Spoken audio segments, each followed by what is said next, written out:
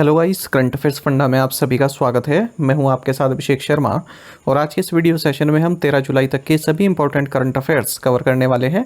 हमेशा की तरह आप इस वीडियो को अंत तक जरूर देखिएगा, काफ़ी कुछ आपको जानने को मिलेगा। तो सेशन की शुरुआत क्वेश्चन ऑफ द डे से करते हैं। पूछ रहे हैं कि राष्ट्रीय पिछड़ा वर्ग आयोग के अध्यक्ष कौन है? Who is the chief of the national commission for backward classes? Option है अमित कुमार, किशोर मकवाना, लव कुश कुमार या फिर Hansraj Gangaram Ahir.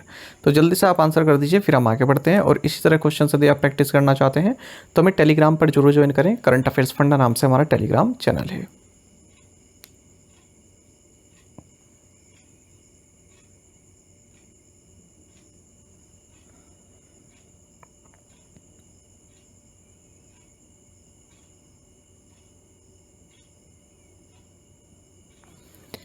Which countries two-day visit did Prime Minister Narendra Modi recently conclude?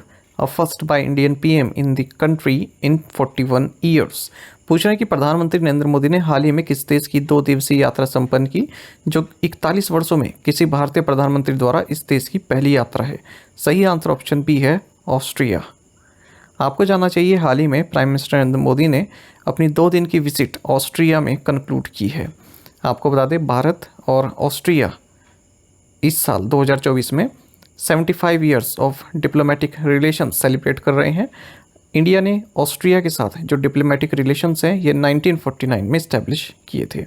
आपको बता दें, प्रधानमंत्री नरेंद्र मोदी से पहले ऑस्ट्रिया यदि कोई प्राइम मिनिस्टर गया था लास्ट टाइम तो वो थी इंदिरा गांधी जी। जून 1983 में ये गई थी। तो उसके बाद अब ये 41 साल हुआ है जब कोई प्राइम मिनिस्टर ऑस्ट्रिया में गए हैं। तो कहीं कहीं आपको ये 40 ईयर्स भी देखेगा, या 40 ईयर्स बाद, या फिर कहीं कहीं आपको 41 ईयर्स भी देखने के लिए मिला न्यूज़ में, है ना। तो 40 ईयर्स कंप्लीट हो चुके हैं, आप कह सकते हैं कि 41 सालों में, है ना। अभी 41वां साल ये चल रहा है। आपको जानना चाहिए यहाँ पर ऑस्ट्रिया में prime minister Narendra Modi Nobel laureate Anton Zeilinger से भी मिले हैं। ये ऑस्ट्रिया के ही हैं, फिजिसिस्ट हैं और इन्हें नोबेल प्राइज़ फॉर फिजिक्स मिला था साल 2022 में इनके क्वांटम मैकेनिक्स वर्क के लिए। Who has been appointed as the executive director in Oriental Insurance Company Limited? Oriental Insurance Company Limited में कार्यकारी निदेशक के रूप में किसे नियुक्त किया गया? सही आंसर ऑप्शन सी रहेगा, रश्मि वाजपेयी। आपको जानना चाहिए appointments committee of the cabinet ने 8 एग्जीक्यूटिव डायरेक्टर्स की अपॉइंटमेंट को मंजूरी दी है public sector general insurance companies में। देख लेते हैं एक एक करके। रश्मि वाजपेयी ये एग्जीक्यूटिव डायरेक्टर बनी है ओरिएंटल इंश्योरेंस कंपनी लिमिटेड में। अमित मिश्रा एग्जीक्यूटिव डायरेक्टर बने हैं OICL में, यानी कि इसी कंपनी में, ओरिएंटल इंश्योरेंस कंपनी लिमिटेड में। हितेश रमेश चंद्र जोशी ये एग्जीक्यूटिव डायरेक्टर बने हैं GIC री में। राधिका CS ये एग्जीक्यूटिव डायरेक्टर बनी है GIC री में। T बाबू पॉल ये एग्जीक्यूटिव डायरेक्टर बने हैं नेशनल इंश्योरेंस कंपनी लिमिटेड में। प्रसाद CG ये एग्जीक्यूटिव डायरेक्टर बने हैं NICL में। सुनीता गुप्ता एग्जीक्यूटिव डायरेक्टर बनी है UIICL में।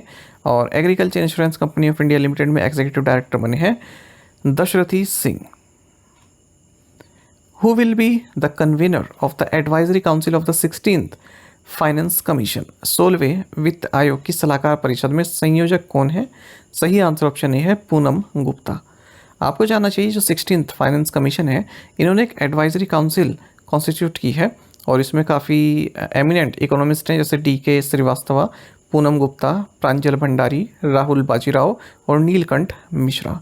आपको बता दें, जो फाइनेंस कमीशन है उनको टर्म ऑफ रेफरेंस के संदर्भ में ये जो एडवाइजरी काउंसिल है ये अपनी सलाह देगी। पूनम गुप्ता इस एडवाइजरी काउंसिल की कन्वीनर होंगी और आपको बता दें इनका रोल ये रहेगा कि जो भी रिसर्च पेपर्स हैं, रिसर्च स्टडीज़ हैं, वो फाइनेंस कमीशन के सामने पेश करना। आपको जानना चाहिए जो 16th फाइनेंस कमीशन है इसकी अध्यक्ष अरविंद पनागड़िया हैं और फाइनेंस कमीशन का टास्क होता है कि सेंट्रल टैक्सेस किस तरह से स्टेट्स के साथ, जो सेंट्रल रेवेन्यू है किस तरह से स्टेट के साथ शेयर किया जाए, उसके बारे में ये लोग अपनी रिकमेंडेशन देते हैं।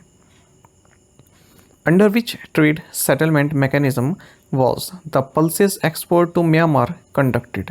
म्यांमार को भारत द्वारा दालों का निर्यात किस ट्रेड सेटलमेंट मैकेनिज्म के तहत किया गया? सही आंसर ऑप्शन सी है, रूपी क्याट। आपको जानना चाहिए कि 1 करोड़ रुपए की वैल्यू के पल्सेस म्यांमार भेजे गए हैं भारत से, और रुपी क्याट ट्रेड सेटलमेंट मैकेनिज्म के तहत ही पहली ट्रांजैक्शन हुई है, यानी कि अपनी अपनी करेंसीज में इस व्यापार को किया गया है। The establishment of the mechanism will simplify trade transactions and make them more efficient. It will reduce cost associated with currency convergence. तो करेंसी कन्वर्जन करने की जरूरत नहीं पड़ी, ठीक है, और रुपी क्याट ट्रेड सेटलमेंट मैकेनिज्म का यहाँ पर प्रयोग किया गया है। आपको जानना चाहिए म्यांमार के बारे में, कैपिटल नेपिडॉ है और करेंसी है म्यांमार क्याट। तो अगर आपको म्यांमारी करेंसी पता है तो आप इसका आंसर कर देते हैं। Which Indian state published the draft of the gig workers social security and welfare bill? किस भारतीय राज्य ने गिग वर्कर्स सामाजिक सुरक्षा और कल्याण विधेयक का मसौदा प्रकाशित किया? सही आंसर ऑप्शन बी कर्नाटक है। आपको जानना चाहिए जो कर्नाटक गवर्नमेंट है इसने Karnataka platform based gig workers social security and welfare bill का मसौदा या ड्राफ्ट पब्लिश किया है, और ऐसा करने वाला ये दूसरा राज्य बन गया है भारत में राजस्थान के बाद। तो ड्राफ्ट पेश किया है, अभी बताया है जनता को कि ये चीज़ें हम अपने बिल में लाने वाले हैं, और सजेशन कोई हो तो वो आप बता सकते हैं। तो जो भी गिग वर्कर्स हैं, ठीक है, उनके सोशल सिक्योरिटी प्रोवाइड की जाए, उसके प्रोविजंस इसमें रहने वाले हैं। इस ड्राफ्ट में बताया गया है कि गिग वर्कर कौन है। गिग वर्कर वो है जो किसी गिवन रेट ऑफ पेमेंट पर कार्य करता है, उसकी टर्म्स एंड कंडीशन पहले से ही डिफाइन होती हैं, कॉन्ट्रैक्ट बेसिस उसकी नौकरी होती है, ये सब बताया गया है, ठीक है। और ये भी जान लीजिए कि ऐसा एस्टिमेट किया जा रहा है कि 2029-30 तक भारत में 23.5 मिलियन गिग वर्कर्स हो सकते हैं। लगभग 2 lakh gig workers Swiggy, Zomato, Uber, Ola, Urban Company, Porter, Dunzo, Amazon, Flipkart, इस तरह की कंपनीज में कार्य करते हैं बेंगलुरु में ही अकेले, ठीक है। केवल बेंगलुरु में 2 लाख गिग वर्कर्स कार्य करते हैं। गिग वर्कर्स आप समझ रहे हैं, देखिए जैसे फ्रीलांसर होते हैं ना, इस तरह से आप समझ सकते हैं। और जैसे ये है आपका जोमेटो है, ठीक है, ऑर्डर आता है अपना, ठीक है, ऑर्डर होता है, फिर OTP वगैरह पूछते हैं, ऑर्डर देकर आ जाते हैं, ठीक है। तो इस तरह के जो काम होते हैं, आप इनको परमानेंट इन नेचर नहीं कह सकते, या फिर आप ऐसे नहीं कह सकते कि जैसे ऑफिस वाले काम होते हैं 9 to 5, ठीक है। इसमें पहले से ही टर्म एंड कंडीशन भी आपकी साइन रहती है कि इस तरह का कार्य है, और सोशल सिक्योरिटी भी इसमें प्रोवाइड नहीं की जाती है। मतलब एक तरह का ऑफिस वर्क नहीं आप इसको कह सकते। Which bank will raise additional capital of 7500 crore rupees through additional Tier 1 and Tier 2 bonds? कौन सा बैंक एडिशनल Tier 1 और Tier 2 बॉन्ड के माध्यम से 7500 करोड़ रुपए की अतिरिक्त पूंजी जुटाएगा? सही आंसर ऑप्शन सी है बैंक ऑफ बड़ौदा। आपको जाना चाहिए bank of Baroda 7500 crore rupees की एडिशनल कैपिटल रेज करेगा additional Tier 1 and Tier 2 bonds issue करके, और इसकी अप्रूवल इसे अपने बोर्ड से मिल भी चुकी है। और इसके अतिरिक्त 10,000 करोड़ रुपए ये रेज करेंगे लॉन्ग टर्म बॉन्ड्स के माध्यम से, ताकि जो इंफ्रास्ट्रक्चर इनिशिएटिव्स हैं उनको फाइनेंस किया जा सके, और अफोर्डेबल हाउसिंग के लिए भी जो प्रोजेक्ट चल रहे हैं उनको फाइनेंस किया जा सके। By what percentage did India's employment rate grow in the fiscal year ended March 31st 2024 according to RBI report? RBI की रिपोर्ट के अनुसार 31 मार्च 2024 को समाप्त वित्तीय वर्ष में भारत की रोजगार दर कितने प्रतिशत बढ़ी? सही आंसर ऑप्शन सी है 6%। देखिए जो कंट्री का एम्प्लॉयमेंट रेट है ये 6% से बढ़ा है, जो ये फिजिकल ईयर एंड हुआ है 31 मार्च 2024 तक, जबकि 2022-23 में ये 3.2% था, 3.2% था। ऐसा रिजर्व बैंक ऑफ इंडिया के डेटा ने बताया है। इसमें बताया गया है कि जो हमारे देश में एम्प्लॉयमेंट है ये 4.67 करोड़ रुपये 67 करोड़ बढ़कर 64.33 करोड़ हो चुका है 2023-24 में। 2022-23 में ये 59.67 करोड़ था। तो RBI की ऐसी रिपोर्ट है, इसका नाम है measuring productivity at the industry level the India KLEMS database. KLEMS मतलब capital, labour, energy, material and services. इस डेटाबेस में 27 इंडस्ट्रीज़ को कवर किया गया है, जो कि मेन इंडस्ट्रीज़ हैं जहाँ पर ज़्यादातर वर्कर्स हैं। Who has been appointed as the new director of the Indian agriculture research institute IARI? भारतीय कृषि अनुसंधान संस्थान ने अपने नए निदेशक के रूप में किसे नियुक्त किया है? सही आंसर ऑप्शन ए है TR शर्मा। आपको जाना चाहिए Indian agriculture research institute IARI, इन्होंने TR शर्मा को अपना नया डायरेक्टर नियुक्त किया है, और ये रिप्लेस कर रहे हैं अशोक के सिंह को।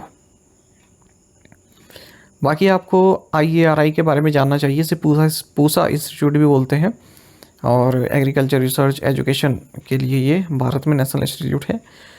पूसा इंस्टीट्यूट इसलिए बोलते हैं क्योंकि ओरिजिनली इसको इस्टेब्लिश किया गया था 1911 में पूसा बिहार में ही, फिर 1936 में से दिल्ली में रिलोकेट किया गया।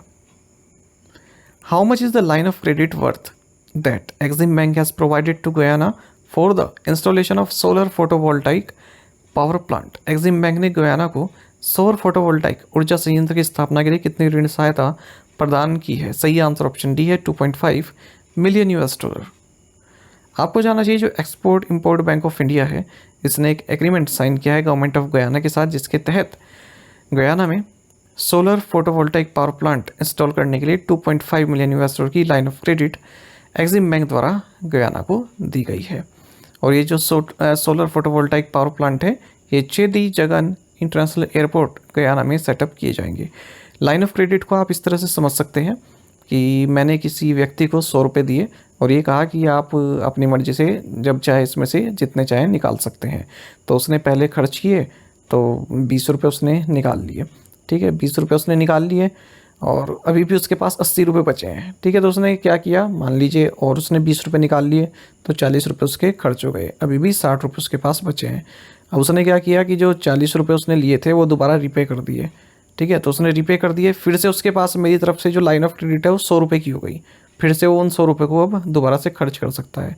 मान लीजिए अगली बार उसने 60 रुपये निकाले किसी प्रोजेक्ट के लिए, ठीक है, उसने रिपे कर दिए, फिर से उसके बाद 100 रुपये की वो लाइन ऑफ क्रेडिट आ गई, ठीक है। इस तरह से कार्य करता है।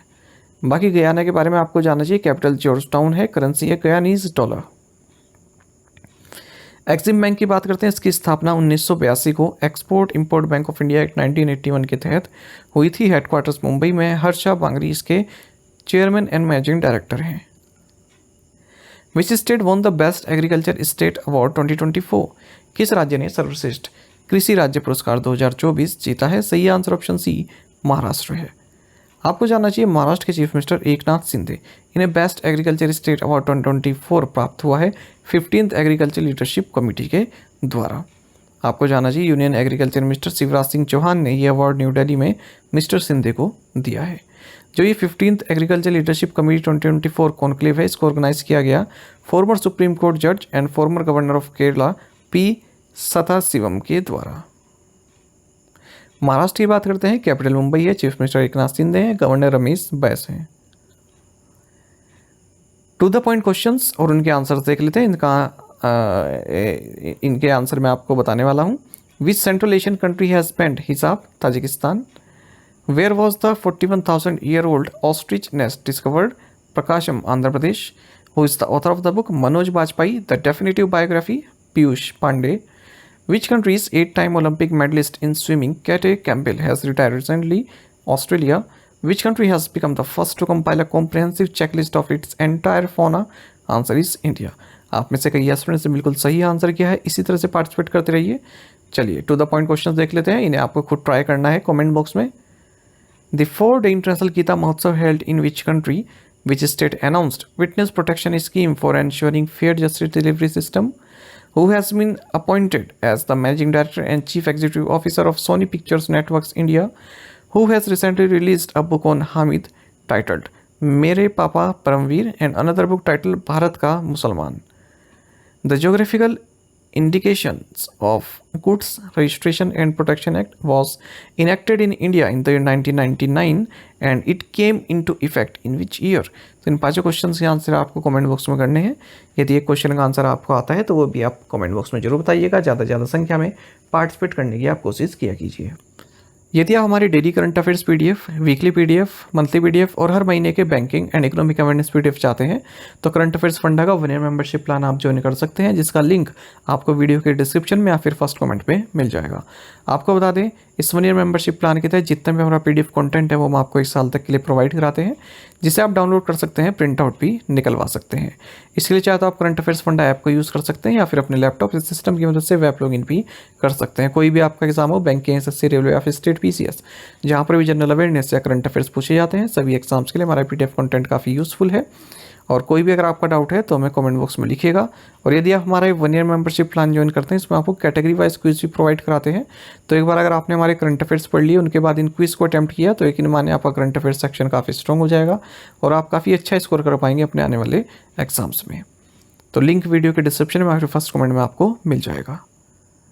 साथ ही करंट अफेयर्स फंडा को आप टेलीग्राम पर भी ज्वाइन कर लीजिए। यहाँ पर रेगुलर वीडियो अपडेट्स और करंट क्विज हम आप सभी के लिए डालते रहते हैं। साथ ही डिस्कशन ग्रुप में आप किसी भी क्वेश्चन का सोल्यूशन पा सकते हैं। दोस्तों, यहाँ पर हमारे करंट अफेयर्स की प्लेलिस्ट दी गई है, इसको आप जरूर देखें। अपने दोस्तों के साथ, फेलो एस्पिरेंट के साथ हमारे करंट अफेयर्स को शेयर जरूर करें। आज का ये सेशन आपको कैसा लगा, आप कमेंट बॉक्स में अवश्य बताइएगा। Thank you guys.